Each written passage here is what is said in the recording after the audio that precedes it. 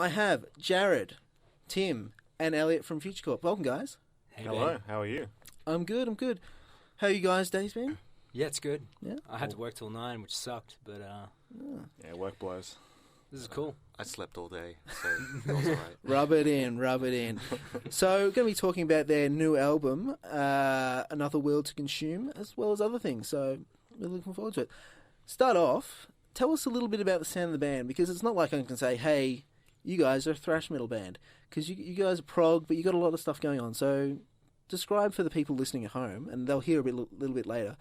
But what would you say the sound of the band's like? It's just a cool prog rock thing. Yeah? Yeah, lots of math influences, like classic 70s stuff, a lot of extreme metal, black metal, like a lot of American black metal bands like Liturgy and Krallis and Wolves in the Throne Room, stuff like that. A lot of traditional black metal as well. We like Birds of Mayhem and Immortal.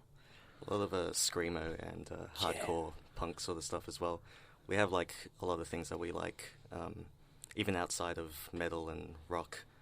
So we try and incorporate all of that into our music. Oh, absolutely. My Vision Orchestra. Yeah. A lot of fusion stuff. Yeah, we're big on that. So Lots of odd time. You know, there's not a whole lot of 4/4, but there's a mixed bag of different time signatures in there. So Oh, cool. Now, in terms of the actual, all these influences coming together, how does that work? Is one of you guys writing the music, or are you all contributing in some way? Yeah, we're all contributing. Yeah, most of this album was stuff that Jarrod had written, but we all kind of put it together at the same time and bring our own ideas in. But we're working on some new music, and that's going to be more collaborative as well. Yeah, that's good. We all write our own parts. So Jarrod will write sort of the bulk of a song, the riffs and the rhythms and stuff like that, and then Tim will come in and put in his bass parts and tweak some bits here and there, and then I'll come in and try and play drums to it. So and what we end up with is hopefully something enjoyable. Yeah, it's just got to be fun. Like it could start from any source. It could be a nice chord progression, a rhythmic idea, going for a particular theme, anything, and it results in, and it can go anywhere. It's just whatever, like when I'm thinking of an idea, another tangent could pop in my head, and then it can just go from there. And that's why we get this sprawling, 2 15-minute length tracks on this album. Now, that's something I've always been a bit fascinated by some of the bands. Mostly prog bands who tend to sort of go a lot of different places. The song just doesn't have... You start here, you play a little bit, you do a chorus, you play a little bit, maybe you do something extra there. Chorus, then a final bit, which was kind of like the rest of the song, but a little bit changed. In terms of making a song which is long, I think you got a 15-minute song on the album, how do you say, all right, 15 minutes, or all right, all this stuff, that's where I'm going to finish it? How do you stop yourself from saying, let's just make one track for the entire album? How does that go? It's a challenge. It's not planned, though. Yeah.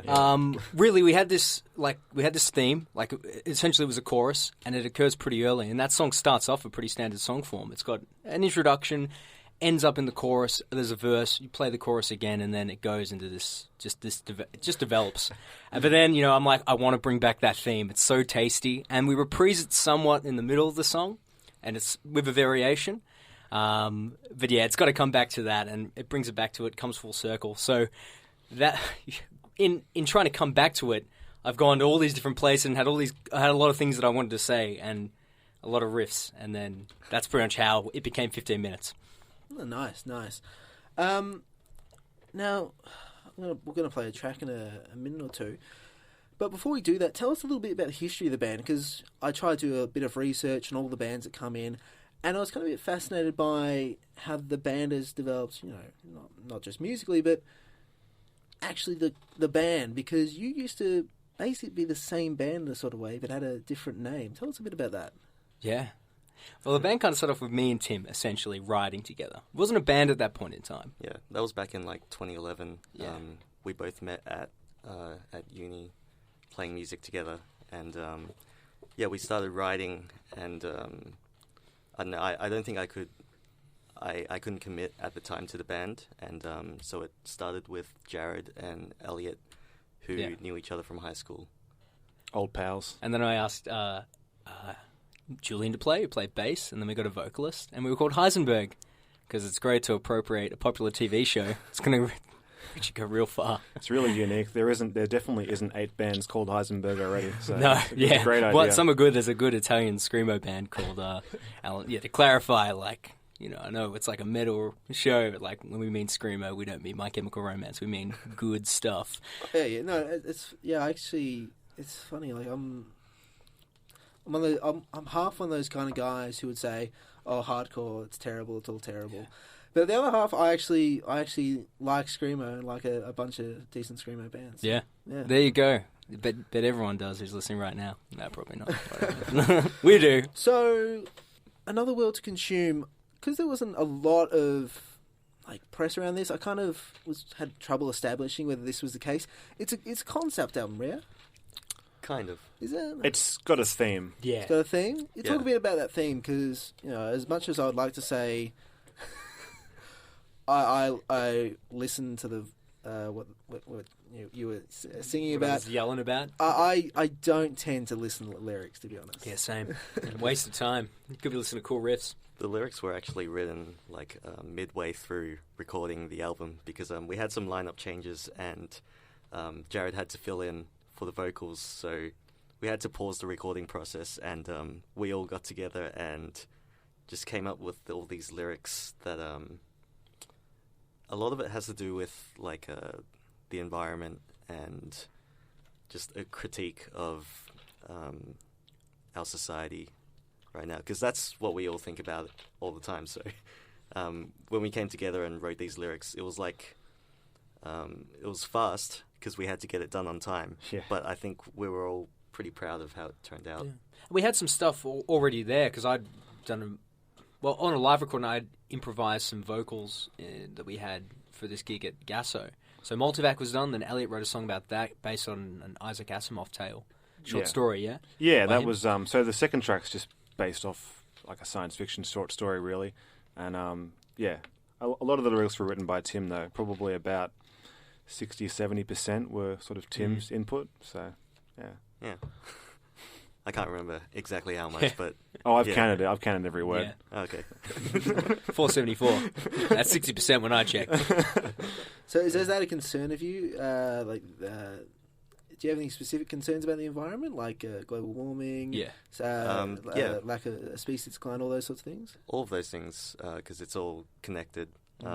It's got to do with like population as well, and overfishing, climate change, everything. We're all concerned about that because we watch a lot of Vice. Yeah, exactly. Yeah. Guys, we're informed. It's I think for all of us, it's a concern. Like you said, you know, population and like land use and logging and fishing. Like it's all. We don't want to get too political, but I mean, by all means, it's something that's sort of, I guess, close to us, and I find it easy to write about something that's sort of, I guess, I'm kind of somewhat passionate about, rather than just sort of, you know, writing about death and gore and trying to write a made-up story. Like, we'd rather kind of put something into it that we actually sort of give a crap about. So, yeah. It's interesting. I have a friend who writes a bit of music himself, and I don't know his necessary interest in all that stuff. He's a vegan, so I think he has some concerns about it. But I was listening to an interview with a guy talking about, I think it might have been just the decimation of species. And I was just thinking, oh, God, like, how are we not screaming about this? All this stuff. And that's just one tiny aspect of the entire sort of ecosystem of issues that are affecting our future. Yeah. It's really insane like that. It's something to be angry about, which is, I guess, why we're so passionate about it, because there's a lot of emotion involved, and it's especially infuriating when you hear people deny all that stuff and say it's wrong or it's made up. It's like, I guess this is a way of shouting about it and being angry. I think personally, like, I'm kind of like, well, we're doomed, and I can get a bit of a complacency about that. But yeah, when you get people who are just like, oh, climate change, oh, you believe in that? You know, it's just like, wow, you're dumb. Yeah. You're dumb, dude. That's when I get angry, because it's just like more maybe those people's unintelligence or unwillingness to accept a scientific consensus. That's just mind-boggling, man. It's almost scary when you think about it. Like, you just kind of, like, right now everything seems fine, and then you kind of think the rate we're going... Well, talk to people in the Maldives, they're not fine. Yeah. Having a bad time. It's funny like that because you have a general idea that we're doing all right. Outside your house, it looks fine. But then in the news lately, you have that incredible amount of coral bleaching in the Great Barrier Reef. Yeah. And, I've kind of been vaguely aware of that, but it hasn't been reported on much. And you just hear all this coral bleaching has happened, and it's just, wow. And in fact, all the impacts of the Great Barrier Reef were removed from a recent report by the Australian government. So the rest of the world were like, no, it's fine. Our great, beautiful reefs are still here in the wonder of the world. But no, it's in decline. It's bad. And they just want to help with their mates in the coal and fossil fuel industry in general, I guess. Industries. Getting back to the music. Yeah. Bloody politics. Don't depress us too much. You mentioned that, Jarrod, you took over on the vocals, and I was going through your Facebook page, and there's a few lineup changes in that respect. Actually, maybe just one. I think you did a really good job on the vocals for the album. Thank you. Why didn't that take place originally? Why weren't you just, I'm doing the vocals from the very start of the band? I love playing guitar a lot, and I want to dedicate all my energy to it. It's hard to... And it does take away from... I wanted a large amount of improvisation with this band originally, and that has changed somewhat. The parts are very composed, and I more or less play... not including solos, I play pretty much everything as it is on the album, 99% of it. So, I wanted to concentrate on guitar, really. And then push came to shove, and I had probably the most experience with doing vocals out of the three of us. I could do it. I was willing to work on it, and together we came up with some great parts, great lyrics, and I think it's worked. And I just want to develop it now. Now I'm treating it like an instrument, and I'll just get better at everything, and and then I'll be able to treat them more independently and have them more. They'll both be good, for lack of a better word. Hopefully, we were all very surprised at how well Jarrod stepped it up, because the music's already very complicated, and now when we play live, he has to do all those complicated rhythms and guitar leads and sing at the same time. We weren't sure if it was going to work out, but worked out fine. I think it's a perfect fit because, as we said earlier, Jarrod kind of wrote the bulk of this music. So if anyone's got an understanding of what fits with it, and especially a lot of the timing changes, how to fit sort of vocal melodies and patterns over that, it was Jarrod. So, yeah. Thanks, guys. Came out good. Good job, Jarrod. I'm blushing, Well done. Radioland. Ooh, all red in the face. Let's go back a bit to the actual recording of the album. Sure. You posted a number of things on Facebook saying, like, hey, we're doing this, we're doing that, we're doing this. How does that all come about? Do you kind of know, like, okay, we're going to that guy, we're going to that guy? Do you have to talk to people about that in terms of recording the album? We picked out the studio months before we did the recording. We had some friends who recorded an EP there, and we just checked out the website and saw that it was a nice-looking studio and they had good rates. So, yeah, Soggy Dog, shout-outs to Steve and Charlie. Yeah. So, yeah, it was a pretty easy... logistically kind of booking things in and doing it was pretty easy. Yeah. Originally, though, we asked somebody else whose manager wouldn't be interested. Shall remain nameless for the purposes of this interview. That's right. We won't talk dirt about you, but you know who you are, Mr. Manager. We'll show you. Yeah. And in terms of being an independent band, is that problematic? Like getting it all organised, getting it all funded? If that's not digging too deep. Well, we've got jobs, so money's good. Time is an issue. Yes, I don't know what it would be like to do it any other way, because my musical experience has been busking or just playing for fun or doing this. I mean, we kind of all shared the cost. It was kind of split like evenly 3 ways. So Yeah. I mean, the money was fine. Yeah. But as far as the booking goes, we originally did book in sort of all of our days for tracking and mixing and all that sort of stuff. And then, like, due to a lineup change during the process, we did have to cancel some days, and then it became a bit more problematic. We had to book in a lot of night sessions to come in and do like 3 hours of mixing or whatever. So, but even that, I mean, it delayed us a couple of months, I guess. But yeah, I mean, it wasn't really that trying. No, and it was easy to hook up mastering as well.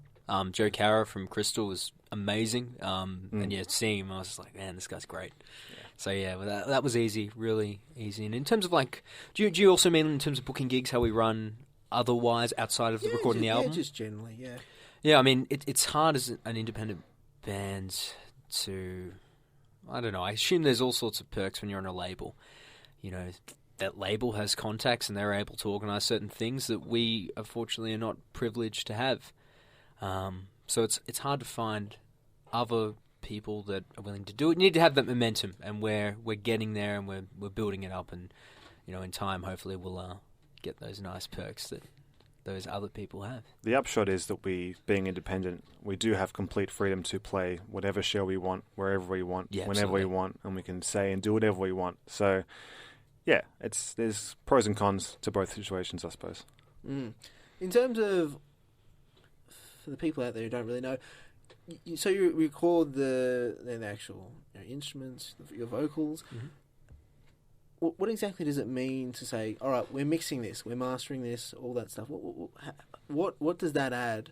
How does that come to form the album that eventually gets released? Well, I guess first we record our parts, and that's, I guess, tracking, and then mixing is making all that sounds nice, and that's what Steve did. So I guess he produced it in a sense with us. We said what we want and how we want to do it. Yeah, all three of us were like in almost every session. We were sitting there like, not exactly telling him what to do, but just giving him points, things that we wanted. Yeah. But after the mixing, the mastering just sort of puts all the songs together to make it sound. Put a bit of icing on. Yeah. It gloss. Cohesive. The mastering kind of evens everything out and kind of just makes it sound like other albums sound. Sort of when you get like an unmastered album, everything's kind of crappy. A bit crappy. The levels are a bit all over the place, and it hasn't got that sort of tight, polished sound. But that's what mastering does. Oh, cool. Now I'm going to ask each of you a personal question because a bit intimate. I'm just going to round the table. Jarrod, it's my understanding you play a 7-string. Yeah. What exactly does that do that's different from a 6-string? I know obviously there's an extra string, but in terms of, hey, I'm playing this actually enables me to do these particular things. It means I don't have to tune down to play below E. I like to play in standard because I learned to play the guitar that way, and my ear it's connected to the fretboard presented in that way. I know where those notes are, and I want to know where they are at any time, and I don't really want to change that. So this just enables me to play the guitar in, for lack of a better term, a normal way. And if I want those lower notes, they're there without changing my tuning. Yeah, cool. Tim, now you recently released Nothing Is Real yeah. with Le Parker's Carl Setch. Yeah. Now tell us a bit about that, because I listened to a few of the tracks today when I discovered it. Right. And it's an interesting album. Tell us a little bit about it. Yeah, we played with Le Parker before. I think that was before I was in the band, but we've been friends with Carl Setch and Jake for a while. And I've always wanted to do like this free improv sort of avant-garde jazz sort of thing, really textural and improvised music, and I was looking for a drummer to play with that wasn't Elliot, because we play music all the time, so I wanted to reach out to Carl Setch, who wasn't playing drums at the time, so I had to kind of coax him out of his retirement. But yeah, we just got together at 3-Phase and recorded like 2 hours of material, and then over the next 2 weeks or something, just sort of edited it down, came up with the sound for it, and just put it online. Yeah. Cool. Elliot, yes, you're in a bunch of different bands, and correct. How does that all work? Because you sort of, all right, I'm doing this, but I'm also doing that band. How do you fit them all in? Do you approach them with different mindsets? Yeah, definitely. It's become a bit easier lately because Future Corpse and I also play in Bellacore as well, are quite active. The other two bands that I was playing in before these two bands, which is Okera, which is a doom metal band, and also the Seaford Monster, which is a death metal band. So I joined them in 2008 and 2010 respectively. Are a bit more on the quiet side now, but every band is different. One's a doom metal band, one's a death metal band, one's sort of a melodic death metal band, and then there's Future Corpse, which is sort of just all over the shop, progressive odd time. Definitely the most challenging of the four that I've played in. But yeah, I mean, every band gets me doing something different, which I love. I love playing drums. It's all I've loved doing since I was, 12 years old when I first picked up sticks. I couldn't imagine life without drums, so I'm really fortunate and grateful that I've got all these cool dudes who want me to play drums for them, and I guess it's really good. I've been very lucky that there's been sort of this void that I've been able to fill with my loud clanging. So... Basically, just what are your... I find this always fascinating. What are your influences, favourite bands, sort of, bands that kind of make you musically? Sure. John Coltrane, John McLaughlin, Mars Volta, Between the Buried and Me, Genesis, Jethro Tull. Macedon. Ooh, yeah. Definitely, like they said, Mars Volta and Mastodon, Between the Buried and Me. Protest the Hero is probably one of the biggest things for me. Fall of Troy as well. Yeah, Fall of Troy. Just anything that's kind of like kind of a mix of prog, math, and metal. Just something interesting. I mean, especially in the last few years since spending more time with these two guys, they've got me into a lot of kind of really interesting music. I kind of started off being mostly into just melodic death metal and brutal death metal and stuff like that. But yeah. Yeah, we all love the Mars Volta. Yeah, that's probably the winner for all three of us. Definitely. Yeah. Been a big fan of them since I was like 16, 17. Like, there isn't many bands that I listened to sort of over 10 years ago that I still listen to today. And Mars Volta is definitely one of them. So. Definitely. Also Death Grips. We love Yeah, Death Grips. God, yeah. Death Grips rule. Liturgy. Oh, yeah. Yeah. We could go on. Yeah. How long you got? 10 seconds.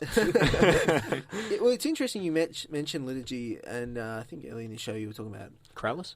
Yeah. Yeah, Kraulis. Kraulis. Sick. I could go on forever about Kraulis. Because, it's funny, you sort of listen to this, mixture of, general extreme metal, prog, hardcore stuff, and then sometimes it just really came through clear to me. It wasn't black metal, but there was just this black metal stuff sort of coming through. I found that really interesting about the album. Yeah. Just at times. I think that's those American bands which are not super true black metal, and then we're appropriating it in a real different way. We're taking those high chords, and I'm using unconventional harmonies. Like, there's things where I'm playing major add 9 chords in a real jazz, like a real jazz voicing, and I'm just trem picking the out. So it's like black metal way with the jazz, and it was me trying to do, like, Kraulis have a lot of counterpoint, and I'm only one guitarist, so yeah, it's a little bit different, but yeah, that's an accurate assessment, I'd say, what you said. Cool. I could talk to you for ages, but I think that's Thanks, about man. all the time Same. we've got. Oh. Before we go, A, plug your gigs. B, anything else you want to say? So we're playing Saturday night at the Reverence Hotel, playing a show with Iconic Vivisect, Ocean Bones, Space Cadet, and a band called Kepler, who is not Kepler, but if you can go to the gig, then you'll find out who they really are. Who's Kepler? Biggest melodic death metal band in Australia. Fake name. That's all we'll say. That's all we can say, but just come. And then we're playing following Thursday, 23rd of June at the Grace Darling Hotel, again with Ocean Bones, Rad Island, and The Orphan. 2nd of July, we're back to the Rev, playing a show with about 7 other different metal bands, including The Weight of Silence, Evolution of Self, Zellerage, Cypress as well. Yeah. And then rounding out our world tour is 22nd of July at the Last Chance Rock and Roll Bar with some great bands, Bog, Grudge, Seaford Monster featuring me and Headlopper. And we've got another show in the works as well for the 21st of July, but I won't say any more about it just yet. Cause TBC. It's not, yeah, TBC. Just check our Facebook. Yeah, or just go to futurecorps.net. We have all our gigs listed there, and you can stream the album and buy the album as well. Just refresh. We've got shirts too. 2 cool shirts. Big Fish and Skull on a Monitor. They look sick. $20 each. Whoa. Yeah. Get 2 for 1. Or, no, not 2 for 1. No, you Get don't. 2 You and do not we'll get work that. out a deal. That deal doesn't exist. Jarrod misspoke. Yeah. All right, guys, it's been an absolute pleasure having you for the entire hour. Thank you so much. Thanks for having us so much.